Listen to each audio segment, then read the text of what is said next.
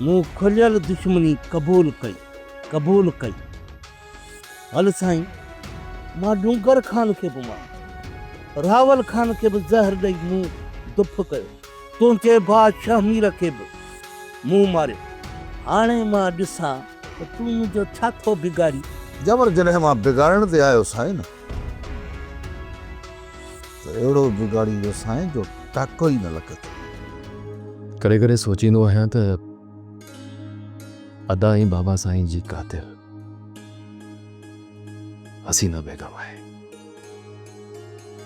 वरी कॾहिं कॾहिं सोचींदो आहियां त हिते हसीना बेगम खे बाबा साईं अहिड़ी कहिड़ी तकलीफ़ ॾिनी जो हुन एॾो वॾो क़दम खयो।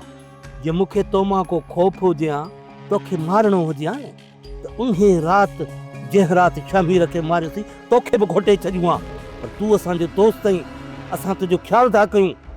असां ॿिन्हिनि जो जे दुश्मन आहे न, उहो हिकिड़ो ई सांवल आहे। जे तूं साथ ॾे, रस्ते तां हटाए छॾियोसि, पोइ तूं टेकियो घुमंदो वति।